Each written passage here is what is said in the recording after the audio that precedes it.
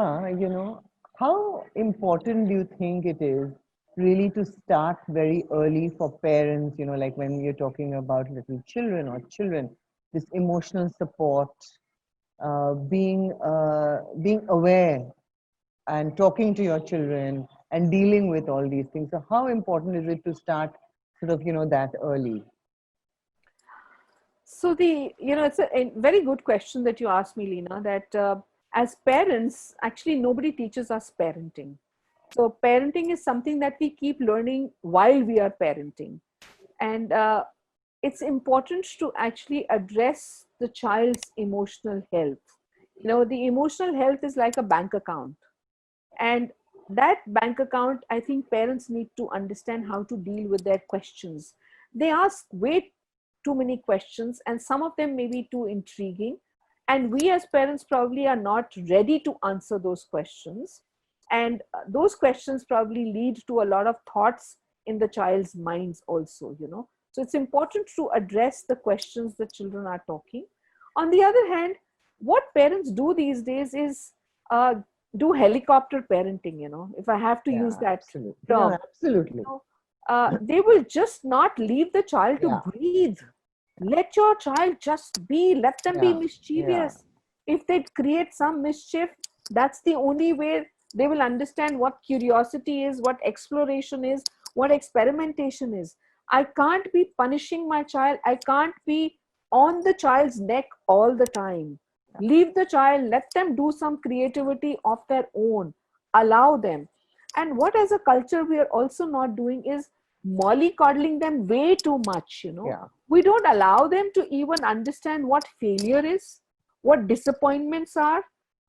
That's when the child is not able to understand how to take on challenges in their Mm. life. When there is an adversity, what do I do? So that, how do I bounce back when there's a problem? That's where the problem is happening. So we need to begin as early as possible and not wait for the child to come into pre-teens and then start talking about many issues. Yeah, thanks.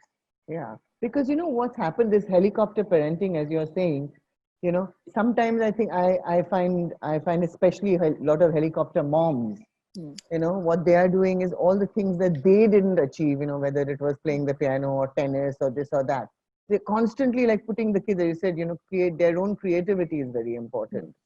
And at the same time, this pressure, this constant pressure on children, perform, to do well in sport, if you do well in this, if you do well in studies, there's so much focus on studies and performance and excellence.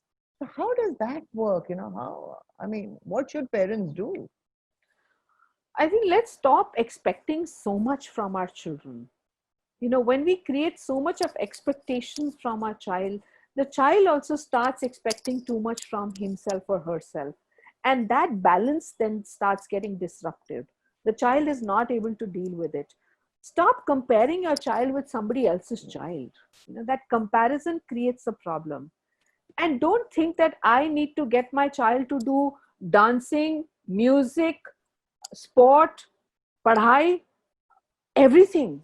It's not possible. What am I aiming at? What is it that I'm going to expect from my child? There is no perfect child. There is absolutely no perfect parenting either. So let's just begin to just let the child be happy. What is wrong with our culture now that we are starting to talk about happiness classes for children? Where did we go wrong? Why aren't we sitting and talking about regular stuff with our children? And it's all right to make mistakes. It's all right if the child has got less marks in some subject. It's all right. Let's not create a bloodbath for the child and do some corporal punishment or negate him or shame him. What parents don't see is when you start shaming your child in this manner, the child carries a baggage with himself or herself, and then there is a bursting of a dam taking place of the emotions, and the child doesn't understand why my parent did this with me in my childhood. I wanted to do so many other things, but I was not allowed to do. So there are many of these negative toxic emotions which keep building up in the child's mind. Really, thank you so much. Such fantastic insights, for parents. And as you said, there's no right formula for being a perfect parent. nor is there, how do we bring up our children. But it's like, I think insights like these really, really will go a long way. Mm. Thank you so much, Thank you. Rupa.